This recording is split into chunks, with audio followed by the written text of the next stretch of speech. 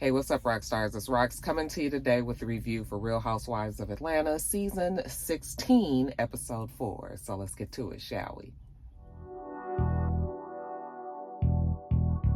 I say I'm gonna take some time off, y'all. All the cashiers, they was like, somebody stole her truck. It's like you can hear it all throughout the store. This Rox coming to you today with a review for Love and Marriage Detroit, Love and Marriage Huntsville, our book 4, Real Housewives of Atlanta. Let's get to it, shall we?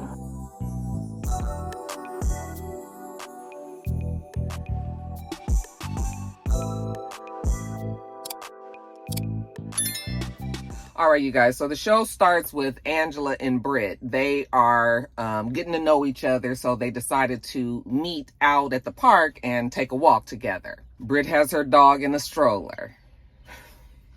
I don't have a problem with it. I just always think it's funny when people walk their dogs in a stroller, child. But I realized I had a little lap dog, and, you know, Jasmine did not like to walk.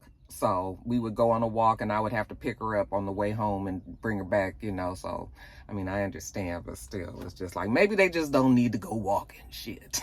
Anyway, after a while, they sit down and they're just chatting, and Angela is telling her a little bit about her marriage to Charles, and everything is fine except that, you know, she has some family members that Charles got into it with. Apparently Charles and her mother got into a pretty good argument. It turned into a big old thing, and it was all over cleaning. You know, sometimes silly arguments can turn into something way bigger. Charles ain't got over it. Angela says she can still feel it, and, you know, because she does help her family with Charles's money, she feels like everybody needs to be on. I said, honey, that is exactly right. Bitch, if I'm paying your bills, you gonna respect me, okay? And if you don't, then that's fine. You ain't got to respect me, but you also ain't got to take my money. So it's a delicate place to be. I understand where she's coming from. Brit says she understands because she has some sisters, too, that she's not as close to as she used to be. She said when the dad passed, he had an aneurysm, sounds like. And she, you know, so that's like sudden. And she said it just broke everybody. And her relationship with her sisters fell apart in that process. So even Brit feels like she needs to reach out to her sisters and maybe try to see if they can like bridge this gap that they've had since the dad is gone. Anyway, they continue talking. Angela's telling her how she feels like her and Shamia got off on the wrong foot. And I was like, yeah, you guys did, because I want you guys to like each other, because I like both of you guys. You know, she said she's going to try to fix that, but she felt like Shamia had like mean energy. And Brit was like, I don't know what the problem is with Shamia, because, you know, Brit hasn't had any problems with Shamia. It's just that very first meeting that Angela and Shamia had, you know, sometimes you just rub the person the wrong way and it just stays like that forever and ever. But Brit definitely made it a point to say that Kenya is nice nasty with her, and that, you know, she's might have to do something if Kenya continues to come for her. I was just like, all right.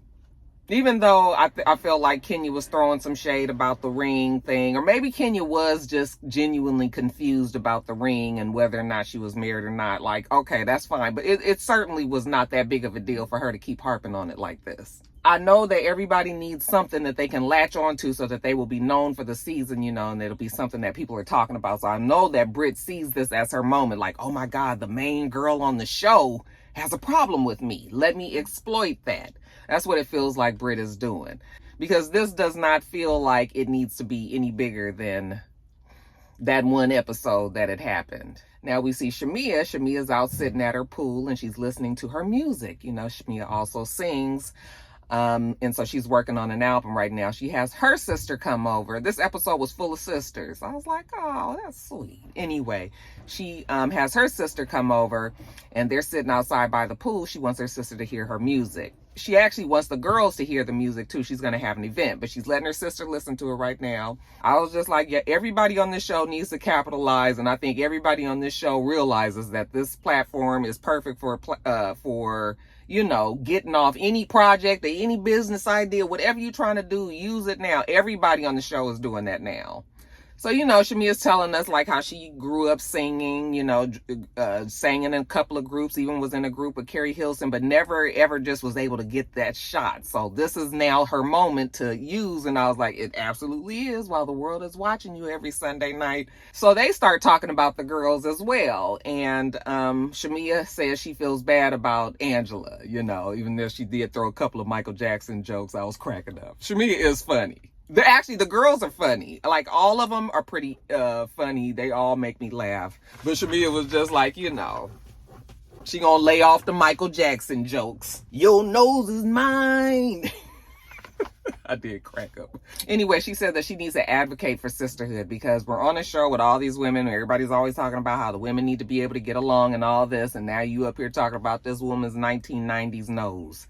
So she's going to do better. So both Shamia and Angela seem to be on the same page. Now, jumping over to Porsha.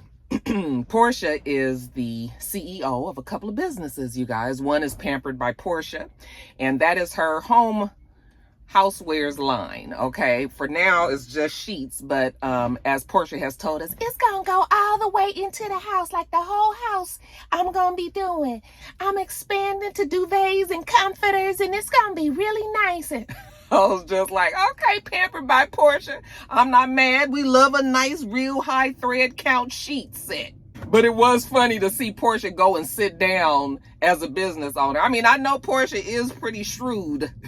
Shit, or at least I will say Porsha definitely knows how to make her money. Just seeing her sit there like, okay, and then we gonna talk about Go Naked line. See, I want Go Naked to be. I was just like, girl, go on and be the business owner that you are. We need our content creators to really be serious about their content. Okay, can't be having all these damn people be spokespersons for the thing, and they don't want to do no work. And one of the guys that's sitting in the meeting, he tells her, well, it's pretty interesting that you say that because Drew called me. Drew is one of her, I keep saying spokesperson, but what's the word that they use when they use a person? I can't even think of it right now. But you guys know what I'm talking about. So Drew is one of her girls that, wears the hair and all that. So he says, Drew called me and said that, she and the superintendent are working together on her music. And because I had like some connections in the music industry, maybe they could come in. And he was like, and I just was trying to figure out, like, when did the superintendent become like Berry Gordy? Who knew he was working in music, So Porsha kind of laughed. I was like, oh, is this going to be her Don Juan? Let's see if we see him on another episode. And Porsha has a problem with that. They rewind the camera and we see when she specifically told Dennis that she does not want him to be filming with Drew. I have my businesses and it is a business. Like, we have an HR department, we have administration, we have employees. I can't just go in there and fire her. That wouldn't be right. Even though I do hope the bitch do get fired. I was just like, girl, I still feel like you can probably make that final decision. It ain't like it's a damn Savage by Fenty thing. We just talking about some fucking hair. Tell her you don't want her to do the shit no more and take the hair back. Okay? Now jumping over to Drew. So we see Ralph outside. He is playing catch or throwing the ball around with his kids. Drew comes outside and, one of the kids is like, come on, mommy, you can do it too. Go play. And, she's like, you got to ask your dad, can I play first? And so they was like, yeah, can she? Of course, he's not going to be like, no, that bitch can't do it to the kids. And he's like, go on. So she go and do whatever, but he threw out a don't tear your Achilles, ha, ha, ha. Remember when she had to show out when she said she used to run track? Drew tells us that she and Ralph are better as co-parents than they were as a couple. And we see the many clips of the fights that they've had, the many times that Ralph gaslit Drew, the many times she was confused and perplexed by something that Ralph threw out that just came out of left field that usually dealt with some other woman trying to get with him. Yeah, Ralph has been a thorn in Drew's side, to put it pretty nicely. But what's funny is, the way that Drew presents the divorce and the way that Ralph presents the divorce in this little segment is different. Because, Ralph is just like, the divorce has just been ridiculous. I just want to make sure that I have 50-50 custody of my kids. So, they're happy that they've been able to kind of coexist, even though Ralph is like, it's only been the last couple of weeks, just a few weeks ago, we was at each other's throats. Okay. So we just gonna take the small victories. Right now we getting along. But yeah, it is affecting the kids. They're in their divorce paperwork, they're not supposed to discuss anything about the divorce with the kids. However, it's starting to be, hard, and the kids are noticing, all this going on. Ralph being downstairs, she's upstairs, all this, so he's telling her how one of the kids had approached him about the divorce. Did he say that the kid showed him an article, or was he saying that he saw an article or whatever? Also, he said that Drew sent him an article about narcissism. And he was just like, he's not a narcissist. And she was like, you are a narcissist. You don't think that you are one? I said, most narcissists don't think that they are one, okay? So, but it was funny because in the one-on-one, when the producer was like, well, define narcissist. Narcissist is a very widely used word these days, okay? So the producer was just like, define narcissist. She's like, oh, well, hold on, let me look up what narcissist. Like, how you calling somebody a narcissist, but then you don't know what the hell it means really, okay? So she reads the definition of a person who doesn't have any kind of empathy, sympathy, any kind of feeling or anything for anybody else's feelings, okay? It's all about them, right? And that is Ralph, from what we were able to see anyway. It's just nice to know what you're talking about when you're calling somebody something, okay? So anyway, he was just like, yeah, I'm not a narcissist, but if you think so, then, I apologize. And he was like, and narcissists don't apologize. He was like, I know what a narcissist is. So anyway, they're talking about him being down in the basement. She was like, that's what you wanted to do. He made this whole long video talking about the basement and how much fun he had down there. Okay, now you are confined to the basement. So like I said, everything is good right now with Drew and Ralph. They still trying to get it together, I guess. Whenever Ralph decides to give over his financial paperwork, that divorce can move on. For now, though, they seem to be having a good day. And I guess he better leave before it get messed up. This is not his weekend.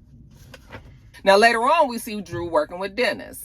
And Drew is continuing to tell us about their great relationship and how the superintendent continues to put her in the rooms that have the people that can help her in her music career. So anyway, it's her and Dennis, and there's another guy there. They're talking about, I think the first single.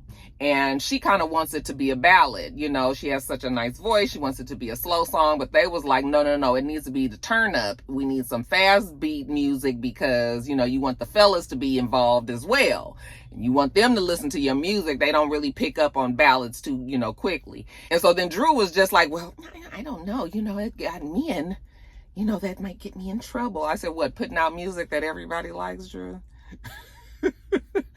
But of course, Drew is talking about, the past the man that has been giving her issue, which is Dennis right now. Yeah, the superintendent keeps her in trouble, and he was just like, I don't even know what's happening right now. Again, we got the flashback to when Porsha told his ass that she didn't want him filming with the girl. Dennis really don't care. He is paying Porsha so much dust. He's just sort of like, whatever. Because when she was in Africa and she was happily married with, Simon, then she didn't give a damn about what the superintendent was doing over there. The minute that they broke up, now she all worried about what the superintendent is doing with Drew, which is nothing.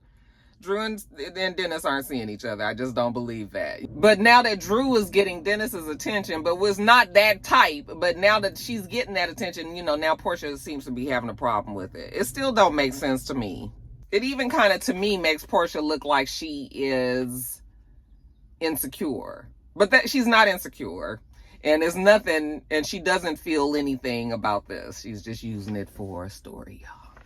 Anyways, they continue to work on her amazing album that you guys all tell me is really good.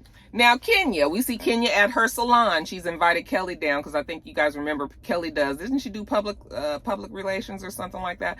So anyway, she has Kelly down there because she just wants to show her around and get some advice from her, So she shows her around the place. Kelly is impressed. Oh, this is really nice. Oh, this is going to be because, you know, the grand opening is coming up. And once they finish the little tour, they sit down with a little glass of champagne and they talking. And Kenya was like, girl, you got a bodyguard? And she was just like, you ain't got a bodyguard? And she was like, no. She said, yeah, I got a bodyguard because I got an M-A-R-K just like you got an M-A-R-K. Okay. And she was just like, oh, you needed to have a bodyguard for that? And she was like, yes, because he threatened her while they were in court. So apparently they was in court talking about the divorce and the custody and all of that. And it must have got heated. And so when they were about to leave, you know, he was threatening her and said that he had a gun and he was going to do something and all that. And he did it in court in front of the judge like a dummy. So Kelly was like, I had to get a restraining order for him. He can't see the kids right now and nothing. I can't be playing with him because I have 4 girls that need to be provided for. And if he kills them and he don't even have them, that, you know, my kids are going to be by themselves. So I had to take, you know, precautions to make sure that we protect ourselves. Kenya was like, what, girl? He tried to color purple you? And she was like, yes. But honey, I waiting to excel him. I was just like, I like Kelly because she always got a cute little comeback. I mean, she's extra, but I still feel like I like Kelly. And Kenya likes Kelly too. These two hit it off, and I'm happy. Okay, even though Kenya ain't gonna be on too much longer. But, you know, these two did hit it off at the time. So because they hit it off, you know, Kenya probably feels like her guard don't have to be up as high, you know, so she kind of lets down her guard, starts to feel vulnerable, even starts to cry and tells Kelly like she actually is scared, you know. She has put everything into this. She's $400,000 into the salon and even used little Brooklyn's college, you know, money for the salon. So it has to go well. I don't know if that salon is doing all that well. I don't hear nothing about that salon. I know where it is, but I haven't been over there to see it. I know that you have to make appointments. I mean, like most salons, you have to make appointments and all that. Does anybody been there? I think a couple of you guys told me that you were thinking about going. So if you have been, y'all just let us know what your experience was. The place is beautiful. Like, it looks like it's beautiful. So I hope that it does do well for Kenya, especially now that she's not on the show, even though Kenya might be back after all this stuff. I feel like they might work out something to try to get Kenya back because Kenya's been playing nice. She hasn't been saying nothing. I think she's trying to make sure that she don't fuck up nothing, burn some bridges, and then be out of a job. I think that they just needed Kenya to cool out for a minute. That's why nobody officially said she was fired or something. I have a feeling that Kenya might be back. Anyway, Kelly tells her, girl, it's going to be fine. It's going to be fine. It's stressful now. You worried and everything. You doing everything for it, putting your all into it, but it's all going to pay off. It's going to work. Don't worry. Now, Brit, we see Brit, her and her sister go to lunch. Brit and her sister, remember she was telling us at the beginning of the show, her and her sisters kind of fell apart when the dad died. So this is her reaching out to Cher, that's the sister's name. I was like, what a cool name.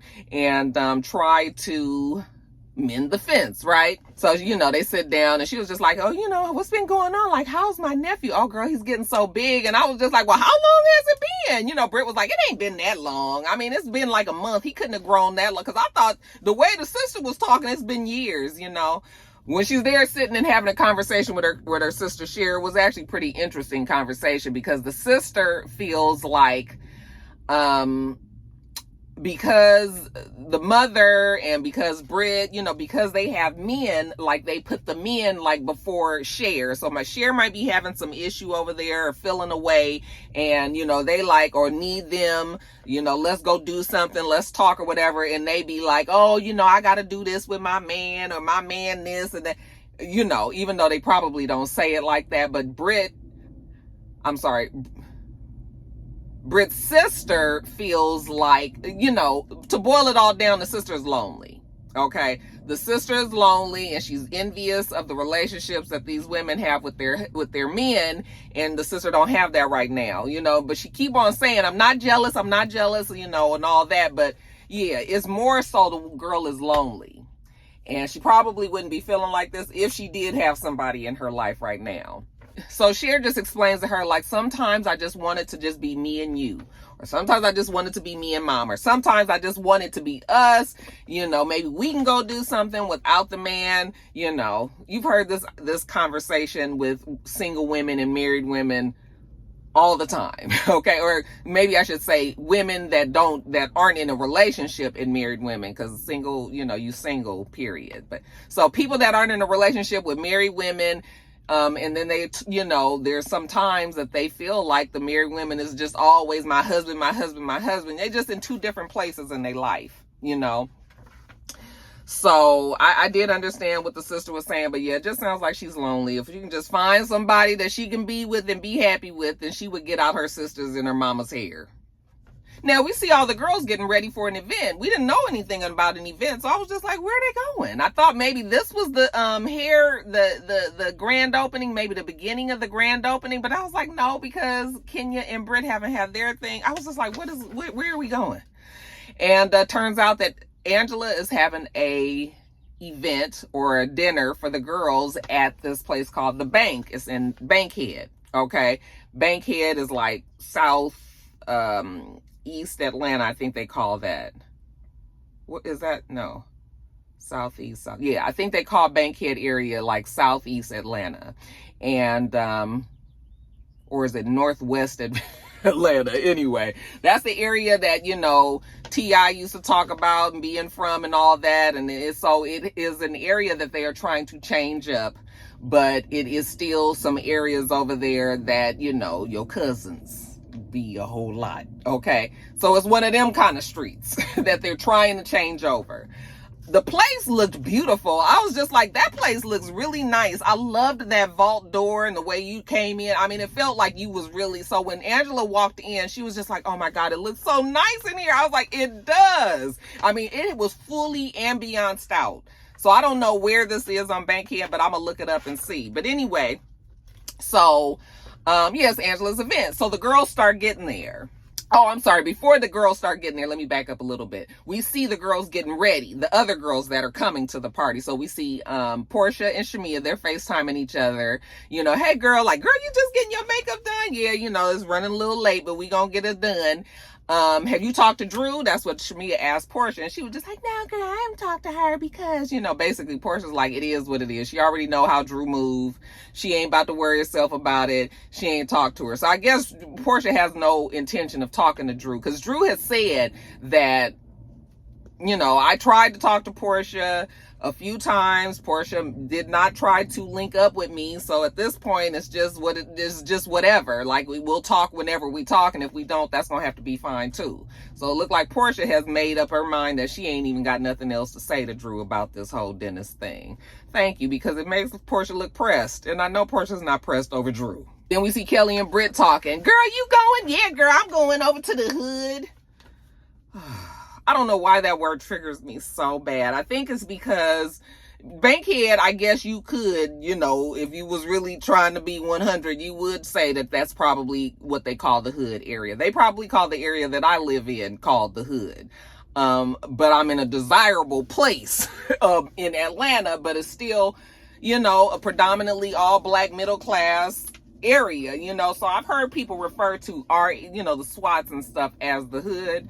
It's whatever, but it's such a triggering word. And I think it comes back from when I lived in LA and I lived in the neighborhoods, which was the avenues, which was, a certain socioeconomic type of area, so when I would hear people that lived necessarily like maybe in Baldwin Hills or lived in Ladera Hills or Ladera Heights or lived in Marina or lived, they would be like, oh, we got to go to the hood. That shit would always bother me. It just always did, because I always felt like I have pretty much the same shit that these other people have that live in these other different areas as well. I didn't let the area that I lived in define me. I've always felt like wherever I go, even if I got on some damn Steve Madden shoes, I don't give a fuck. I feel like I am wherever I am.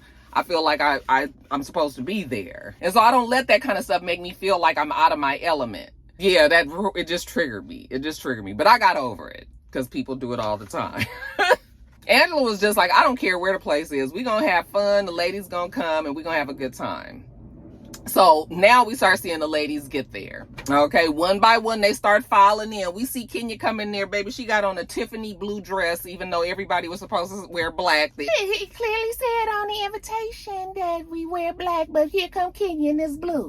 So, you know, Kenya's going around the table and greeting everybody like the ladies do when they get somewhere, you know, just kind of bending down and hugging everybody, right? She goes up to Brit and she gives her a hug and she gives her a, you know, quick little church pat on the back, I guess. Brit got a problem with that. Ooh, why she touching me? Why you giving me this little pat like this? Like, girl, I'm not... No. I was like, oh God, Brit, are you about to do this all night tonight? Because the girl just hugged you and said hi. And why is it a problem? Shamia comes in. She's holding a bottle of olive oil. Okay? Because she said that she was going to extend the olive branch. So I thought that the oil was going to be it, baby. She got a olive branch from the tree in the oil. Okay.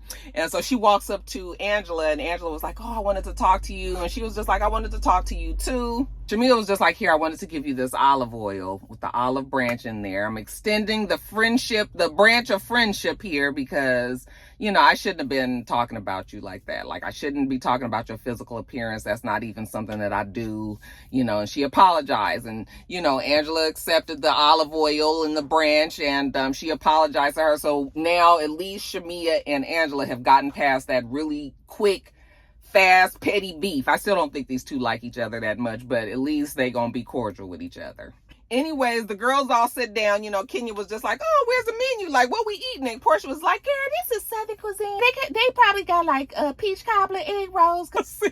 She about right. These niggas will always come up with something. Baby, you will go to a restaurant out here and it'll be like, they'll have some shit like some collard green quiche. So yes, they will put a definite Southern spin on all of the foods at these restaurants out here. So they sitting down talking. Kelly wants to thank all the girls for coming out to her event last week, but she first has to point out that Drew didn't buy anything. And Drew brought an extra person and that person didn't buy anything. And Drew was just like, excuse me, I did buy something. I bought a jacket for $2,000. She comes showing text messages to Kelly between Drew and the sales associate. But Kelly was just like, she ain't showed me no receipt. Okay, and I was able to see what people bought and she ain't bought nothing. All right. But everybody else, thank you for buying what you bought, you know, and helped with the cause and all that. I said, Drew ain't bought nothing because this ain't the first time that Drew been caught up in some shit like this, saying that she bought something when she didn't. I did crack up when Drew tried to show her the text message and she was like, girl, I don't see nothing but a text message from Dennis. And then Drew was like, that's a group text. That's a group text. Y'all saw the group text. So then Kenya starts talking about her spa opening. A grand opening is coming up. You know, they're all invited. They're all excited about it. The night is going well, going smoothly. Shamia says that she has an album coming out. She wants them to hear the first song, so she plays it there that night. And, you know, everybody is just like, okay, that's good. That's good. Everybody but Porsha. That's not her voice. That's Drew. Are you even singing on that song, girl? That's not your voice. That's not... I was just like, ooh, Porsha. Because it sounded like Porsha was trying to say either that it didn't sound like Shamia because they was putting all this extra computerized something on it to change the way her voice sounded, or was she saying that she just didn't sound like herself? It sounded like Porsha was trying to say, without saying, that they doctored up her voice a whole bunch. Okay? Can you just be happy for your friend that's putting this music out, that's clearly excited, wanting everybody to hear it, and sounds good? Like, why you got to do all this? So that's the kind of thing that people say that Porsha, she really is that friend that's only going to be your friend when she's doing better than the friend. Okay? So as long as everybody can look at Porsha first, then Shamia, then Portia's fine. But now all the attention's on Shamia, Porsha got an issue. That's not her voice. It was her voice. But anyways, now it's time for the games. Oh, the beloved games of Real Housewives of Atlanta. Child. You're going to write down a question. We're going to put it in the box, and then we're going to pull the questions, and whoever the question is for, you know, you read it to the person. Okay? So it starts off innocently enough. Shamia, what did you do for your husband when he gave you that Rolls Royce truck? Okay, so Shamia, of course, being, you know, how Shamia has to be. She has to demonstrate. She can't just tell us. She shows us and giving him a blowjob. She shows us giving him a twerk and all of that. You know, Shamia gonna be Shamia. There was a question for Angela. Angela, what have you done with your husband that you wouldn't want anybody to know about? You know, and Angela was just like, you know, well, I'm pretty much an open book. And so somebody was like, oh, have you had a threesome with him? And she was like, no, I ain't had no threesomes. I ain't had no threesomes. And then Porsha was just like, well, I done heard some things about, you know, your husband. You know, he kind of spicy. I heard some things about Charles. Angela was like, oh, you have? Girl, go to tell me, what have you heard about my husband? Next question. I was just like, okay, now we having a good time, and it's all a key, right? It's all a key right now. But that could have started a problem. If Angela would have been more of the confrontational type, because she's not really the type to confront, it looks like just blow off the top. She's a little bit more easygoing, even though she did say in her confessional, like, how this bitch gonna bring up my husband? Like, why would she do that? But she didn't confront Porsha about it that night, which I appreciated, because it was just like, let's have a nice night, okay? But yeah, that would have probably, I would have probably had to address Porsha later about that. Then Kenya, what color panties do you have on, honey? Kenya stand up and she show them, and Porsha sitting across from her. She said, Kenya, you have the biggest vagina I have ever seen, girl. That thing gonna reach over here and pick up the food with her coochie. I could not stop laughing. She was just like, that big ass moose knuckle. Who knew? I ain't laughed that hard in a long time. And then this is when shit starts to change. Drew pulls the thing and it says, Kenya, why are you so worried about a happily married woman? And Kenya just jokes, you know, it's a habit. You know, no, she's not worried about no damn happily married woman. That didn't get the reaction that apparently that Brit wanted. All right, so then Brit pulls a thing and it says, Kenya. I said, well, everybody want to ask Kenya a question? Can you talk to Brit without having an attitude? I was like, ain't nobody wrote that except for Brit's ass, because who the fuck else cares whether or not Kenya can talk to Brit with an attitude? First of all, Kenya has talked to Brit like she's talked to everybody else on there. I don't know what Brit is on tonight, but Brit is just putting 20 on 10 so tough, and it's just like, girl, you know. So Kenya was like, yeah, I can talk to her without an attitude, and I have talked to everybody without an attitude. Okay, so like, I don't know what you're talking about. Brit wanted to have this moment, and Kenya was like, you want to have it, so I'm gonna let you have the moment. What? I don't need it. You trying to have the moment. Kenya was like, girl, I am the moment. I was just like, I know that's right. Because if we was gonna say who Kenya was and who Brit was and stood them two next to each other, everybody knows who Kenya was. We still trying to figure out who Brit is. Okay? So what are you talking about, Brit? Just sitting there like, oh God. And we've watched enough reality shows. You can tell when a newcomer is trying to establish themselves and do this kind of thing. Okay, it's old, it's tired, it's tried. I don't even know why Brit is doing it, but you know, maybe because she's been drinking, you know, she didn't fall into that pit. So finally, Kenya was just like, girl, I'm not doing this with you. You can have this. Like, I'm not here to talk to you about this, you know. So she stands up. Everybody's like, okay, I guess the night is over. So everybody starts standing up and all. And Brit is still going on. Bitch, you're not going to say, you know what? Fuck you, bitch. Fuck you, bitch. You know, I got my pistol and something. But the thing is, now, this is where everybody was getting upset. She kept on talking about her having her pistol and, you know, she got her whip and all this. But the reason why I don't feel like Kenya still should have felt the level of threat that everybody else seems to be feeling that Kenya has is because Kenya was walking away. She heard the girl, obviously, but the girl was way back there. There was no immediate threat. The girl didn't have a gun. People say that they have a gun all the time, you know, when you're arguing or something. Somebody's like, bitch, I go get my gun out the car, something like that. Unless it looks like that's about to happen, I don't know, you know, you don't really feel all that threatened. It's the heat of the moment. They yelling and screaming. I don't know if I felt like Kenya. I thought that it was going to be more in your face. Like, bitch, yes, I got my gun. And, you know, they was fighting up on each other close like this. But when they just talking or she's back there, Kenya's all the way somewhere else, not worried about her. I just didn't feel like the problems match each other. So even though Kenya, you know, Brit said what she said, it still does not match what Kenya did. Next week we'll see with those pictures and that posters. And the fact that Kenya said afterwards when she got in the car with Porsha and she was just like, oh, she gotta go. Like, she gotta go.